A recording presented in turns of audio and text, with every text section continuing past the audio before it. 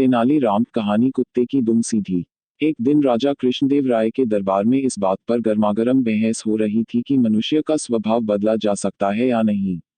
कुछ का कहना था कि मनुष्य का स्वभाव बदला जा सकता है। कुछ का विचार था कि ऐसा नहीं हो सकता, जैसे कुत्ते की दुम कभी सीधी नहीं हो सकती। राजा को एक विनोद सूझा। उन्होंने कहा, बात यहाँ पहुंची कि अगर कुत्ते की दुम सीधी की जा सकती है तो मनुष्य का स्वभाव भी बदला जा सकता है, नहीं तो नहीं बदला जा सकता। राजा ने फिर विनोद को आगे बढ़ाने की सोची, बोले, ठीक है, आप लोग यह प्रयत्न करके देखिए। राजा ने 10 चुने हुए व्यक्तियों को कुत्ते का एक एक पिल्ला दिलवाया और 6 मास के लिए हर मास 10 स्वर्ण मुद्राएं देना निश्चित किया। इन सभी लोगों को कुत्तों की दुम सीधी करने का प्रयत्न करना था। इन व्यक्तियों में एक तेनालीराम भी था। शेष 9 लोगों ने इन 6 महीनों में पिल्लों की दुम सीधी करने की बड़ी कोशिश की। एक ने पिल्ले की पूंछ के छोर को भारी वजन से दबा दिया ताकि इससे दुम सीधी हो जाए। दूसरे ने पिल्ले की दुम को पीतल की एक सीधी नली में डाले रखा। तीसरे ने अपने पिल्ले की पूंछ सीधी करने के लिए हर रोज पूंछ की मालिश करवाई।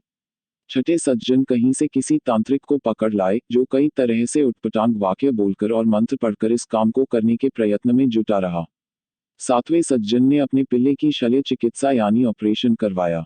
आठवां व्यक्ति पिल्ले को सामने बिठाकर 6 मास तक प्रतिदिन उसे भाषण देता रहा कि पूंछ सीधी रखो भाई, सीधी रखो। नवां व्यक्ति पिल्ले को मिठाइयां खिलाता रहा कि शायद इससे यह मान जाए और अपनी पूंछ सीधी कर ले।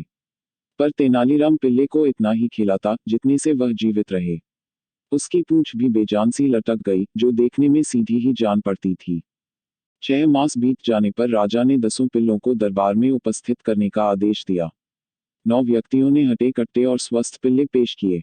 जब पहले पिल्ले की पूंछ से वजन हटाया गया तो वह एकदम टेढ़ी होकर ऊपर उठ गई। दूसरी की दुम जब नली में से निकाली गई वह भी उसी समय टेढ़ी हो गई। शेष 7 पिल्लों की पूंछें भी टेढ़ी ही थीं। तेनालीराम ने अपने अधमरा सा पिल्ला राजा के सामने कर दिया। उसके सारे अंग ढलक रहे थे। तेनालीराम बोला, महाराज, मैंने कुत्ते की दुम सीधी कर दी है। दुष्ट कहीं के। राजा ने कहा, बेचारे निरीह पशु पर तुम्हें दया भी नहीं आई। तुमने तो इसे भूखा ही मार डाला। इसमें तो पूंछ हिलाने जितनी शक्ति भी नहीं है। महाराज, अगर आपने कहा होता कि इसे अच्छी तरह खिलाया पिलाया जाए तो मैं कोई कसर नहीं छोड़ता। पर आपका आदेश तो इसकी पूंछ को स्वभाव के विरुद्ध सीधा करने का था, जो इसे भूखा रखने से ही पूरा हो सकता था। बिल्कुल ऐसे ही मनुष्य का स्वभाव भी असल में बदलता नहीं है।